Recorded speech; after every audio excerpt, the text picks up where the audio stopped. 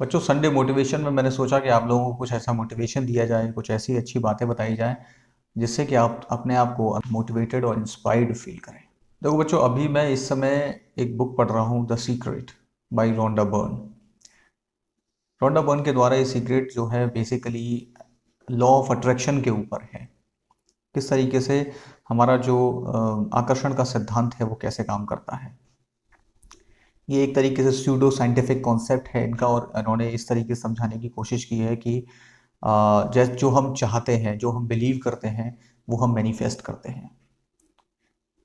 मतलब अगर हम कुछ चाह रहे हैं तो वो उपलब्ध होता है, वो प्रकट होता है, आपके सामने वो आएगा। बस आपको चाहना है। और केवल चाहने से ही मतलब नहीं है, इसमें कई सारी ऐसी चीज़ें हैं, कुछ साइंटिफिक ऐसी चीज़ें हैं जो आप लोगों को फॉलो करनी है। जिस तरीके से अगर हम उस तरीके से एक्ट करते हैं, उस तरीके से अपने आप को ढालते हैं, अपनी लिविंग स्टैंडर्ड को हम उस तरीके से बनाते हैं, अपनी सोच को वैसा बनाते हैं, तो आपको रिजल्ट पॉजिटिव मिलेंगे। यही कुछ चीज़ें इस किताब के माध्यम से बताई गई हैं। तो right now I am reading page number 119, 119 number page है, और मैं उसके बारे में थोड़ा सा आपसे डिस्कस करना चाहता हूँ, आप लोगों को थोड़ा बताना चाहता हूँ। हो सकता है कि ये इन्फॉर्मेटिव आप लोगों को लगे और आप इससे कुछ सीखेंगे। हम सभी को ये चीज़ सिखाई जाती है, बचपन से इसे बताया जाता है, एक अच्छे संस्कार के तौर पर बताया जाता है कि अपने आप को हमेशा बाद में सोचो, अपने बारे में पहले दूसरों के बारे में सोचो, पहले उनकी खुशी के बारे में सोचो। ये अच्छी बात है, अच्छी बात है, सबके बारे में सोचना अच्छी बात है, लेकिन ऐसा नहीं कि अपनी खुशियों को ताक पर रखकर आप सब काम कर रही हैं।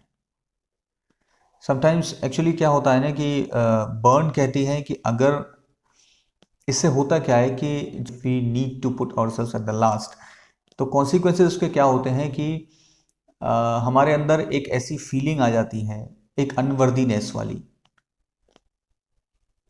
और अनडिजर्विंग वाली एक फीलिंग आ जाती है कि मतलब हम डिजर्विंग नहीं हैं, हम उस काबिल नहीं हैं।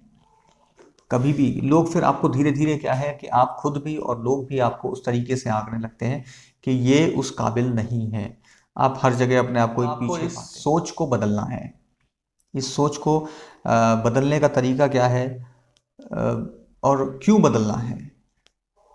ये बदलना इसलिए है कि जब तक आप खुद को प्रेम से या आनंद से भरा हुआ महसूस नहीं करेंगे, आप आनंद किसी दूसरे को नहीं दे सकते। आप अगर खुद दुखी हैं, आपका मन दुखी है, आप अंदर से दुखी हैं, तो आप दूसरे को कैसे खुशी दे सकते हैं? तो बर्न कहती हैं कि you are responsible for your own joy. आप अपने आनंद के लिए, अपनी खुशी के लिए खुद जिम्मेदार हैं। अगर आप खुश हैं, आप आनंदित हैं, जब आप किसी भी एनवायरनमेंट में, किसी भी सोसाइटी में अगर आप जाते होंगे, आप देखते हैं कि जब हम किसी से मिलते हैं और आप अगर दुखी हैं तो एक नेगेटिव एनर्जी आप रिलीज कर रहे हैं। आप खुश हैं, लोग आपसे मिलते हैं, लोग अट्रैक्ट होते हैं आपकी तरफ, लोग आपसे बातें करना चाहेंगे, लोग आपसे मिलना चाहेंगे, लोग आपके साथ समय व्यतीत करना चाहेंगे। तो इसलिए ये ज़रूरी है कि पहले आप अपनी खुशी के बारे में अवश्य सोचें। बर्न कहती है कि जब आप आनंद की अनुभूति कर रहे हैं, तो आपको किसी को कुछ देने की आवश्यकता ही नहीं है, किसी को खुशी देने की आवश्यकता नहीं है। ये स्वतः ही हो जाएगा। It's a natural flow. एक नेचुरल फ्लो की तरह, एक नेचुरल प्रवाह की तरह आपके आपके आसपास का माहौल स्वतः ही आनंदित हो जाएगा। आपको दुनिया भी तभी प्यार करती है जब आप खुद अपने आप से प्यार करते हैं। इसी में आगे लीजा निकोलस कहती हैं कि वो कई सारे रिलेशनशिप्स में रहीं और ये एक्सपेक्ट करती रहीं कि कोई उनको ऐसा पार्टनर मिले जो उनकी ब्यूटी के बारे में मुझे उन्हें बताए। लेकिन वो ब्यूटी तब तक उनको नहीं मिली जब तक कि वो खुद अपने आप से प्यार न करने लगी। अपने आप पर उनको भरोसा, जब खुद के ऊपर भरोसा हुआ। कहती हैं कि I fell in love with Lisa, I fell in love with my mocha skin, my full lips, curly black hair. It wasn't until that happened that the rest of the world was able to fall in love with me as well. कहने का मतलब यही है कि पहले आपको खुद अपने आप से प्रेम करना पड़ेगा, तब दुनिया आपसे प्रेम करेगी। रोंडा बर्न कहती है कि जो भी चीज़ है आपकी है, वो जो आपकी एनर्जी है, आपकी अनलिमिटेड एनर्जी, आपकी एंथुसियाज्म, वो एक फ्रीक्वेंसी पर है। उस फ्रीक्वेंसी पर जहाँ पर आप एक अच्छा फील कर रहे हैं, उस फ्रीक्वेंसी से मैच करती है। जब आप अच्छा फील करते हैं तो आपके अंदर एक अनलिमिटेड एनर्जी होती है। And when you are not feeling good about yourself, अगर आप अपने बारे में अच्छा फील नहीं करते, तो एक आप उस फ्रीक्वेंसी पे आ जाते हैं जहां पर आप लोगों को अट्रैक्ट करेंगे, ऐसे सर्कमस्टेंसेस को, ऐसी लाइफ सिचुएशंस को, ऐसी ऐसी चीज़ों को आप अट्रैक्ट करेंगे जो कि सिमिलर होंगी या जो आपको कभी अच्छा फील ही नहीं कराएंगी। कहने का मतलब यह है कि अपनी फ्रीक्वेंसी अगर आप पॉजिटिव रहेंगी रखेंगे तो आपको पॉजिटिव लोग मिलेंगे। अगर आप अपनी फ्रीक्वेंसी को नेगेटिव रखते हैं, अपनी फ्रीक्वेंसी को नेगेटिव वाइब्स कहते हैं ना, नेगेटिव एनर्जी रिलीज करना, नेगेटिव, आपको एक एक चीज़ महसूस होती होगी कि कुछ लोगों को, अगर आप नकारात्मक हैं तो आप नकारात्मक लोगों के सराउंडिंग्स में बहुत जल्दी उनको आकर्षित करेंगे, इस टाइप के लोगों को जो नेगेटिव होंगे, बहुत ज़्यादा लोग कंप्लेन करते रहेंगे। इसीलिए आपको जो अपना फोकस है वो ऐसी चीज़ों पर फोकस करना चाहिए, ऐसी चीज़ों पर अपना जो अटेंशन है वो ऐसी चीज़ों पर रखना चाहिए जो कि वंडरफुल है, जो अच्छी चीज़ है, जो आपकी लाइफ में अच्छी हो रही है। कहने का मतलब यहाँ पर देखिए इस सिचुएशन पे आ जाता है कि हमेशा कंप्लेन करना is not a good thing. हमेशा कंप्लेन करते रहना किसी चीज़ के बारे में, किसी बॉस के बारे में, किसी किन किन्हीं लोगों के बारे में, आप जिनके साथ रहते हैं आप उनके बारे में कंप्लेन कर रहे हैं, अपने दोस्तों के बारे में कंप्लेन करते रहते हैं, तो ये सब आपको नहीं करना है। क्यों नहीं करना है? क्योंकि जब आप कंप्लेन करते हैं तो आप नेगेटिव चीज़ों को अट्रैक्ट करते हैं, आपकी ये बिहेवियर बन जाता है, आप एक फ्रीक्वेंसी, नेगेटिव फ्रीक्वेंसी में जाते हैं।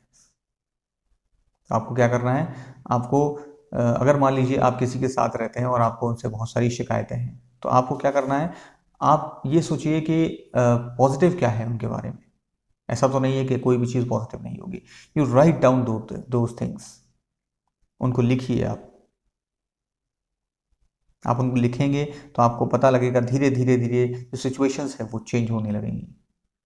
1 डे, 2, 3, 4, एक सप्ताह, 10 दिन, 20, 30 दिन, आप लगातार उस बारे में लिखिए कि उनके बारे में क्या चीज़ें हैं जो आपको अच्छी लगती हैं, क्या चीज़ें हैं जो आपको पॉजिटिव एनर्जी प्रोवाइड करती हैं उनसे।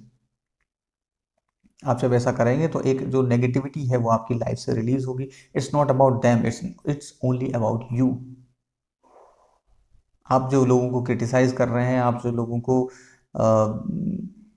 उनको पसंद नहीं कर रहे हैं, उनकी उनकी जो बुराइयां आप कर रहे हैं, वो कहीं ना कहीं आपको तकलीफ दे रही है, उनको नहीं। और एक पॉजिटिव एनवायरनमेंट क्रिएट करने के लिए आपको ये ज़रूरी है कि आप अपने अंदर पॉजिटिविटी लेके आएं। अपने अंदर एक खुश इंसान ही खुशी बांट सकता है। So always remember this.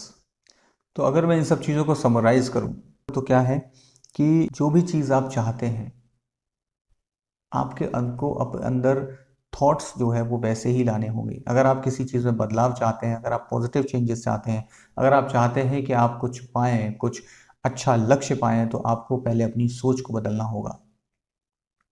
अगर आप चाहते हैं किसी से आपके संबंध अच्छे हो, तो आपको उनके बारे में पॉजिटिव सोचना पड़ेगा।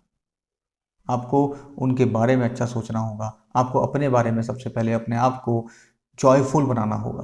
आप अपने आप को जब खुश बनाएंगे, अपने आप को, आपको ये नहीं देखना है, आपको ये नहीं ढूंढना है कि कोई दूसरा आपको बताए कि आप कितने सुंदर हैं या कितने होशियार हैं या कितने हेल्दी हैं। ये सब चीज़ें आपको खुद अपने आप से महसूस करनी होंगी। The world, rest of the people या दुनिया आपको स्वतः ही पसंद करने लगेगी। Treat your self with love and respect. अपने आप को प्यार और सम्मान से ट्रीट करो। आप खुद को जब पॉजिटिव रखेंगे, खुद ऑप्टिमिज्म आपके अंदर जब रहेगी, तो आप दूसरों को भी एनर्जी प्रोवाइड कर पाएंगे। एक पॉजिटिव एनर्जी आप तभी दे पाएंगे जब आप खुद पॉजिटिव हैं। उसी के साथ साथ में अपनी सबसे इंपॉर्टेंट चीज़ ये है कि अपनी जो पॉजिटिव क्वालिटीज़ हैं, अगर आप ग्रो करना चाहते हैं तो अपनी जो आपकी पॉजिटिव क्वालिटीज़ हैं, अपने अंदर जो आपको लगता है कि आपके अंदर जब भी आपको अपने अपने से रिलेटेड कोई हीन भावना होती है, तो तब आपको करना क्या है? अपनी सारी पॉजिटिव चीज़ों को याद रखिए। याद करिए कि क्या क्या चीज़ें आपके अंदर जो हैं, जो पॉजिटिव हैं। क्या क्वालिटीज़ हैं आपके अंदर, उनको नरिश करिए, उनको एंजॉय करिए, और आप देखेंगे धीरे धीरे आपको अपने अंदर एक ग्रोथ दिखाई देगी, आपको इम्प्रूवमेंट दिखाई देगा। और इस तरीके से आप मोर जॉयफुल भी रहेंगे, आप आनंदित रहेंगे, और खुद को प्यार करेंगे, दूसरों को भी प्यार बांटेंगे। नेक्स्ट संडे अगले टॉपिक के साथ मैं आप लोगों से मिलूंगा। तब तक टेक केयर, बाय बाय।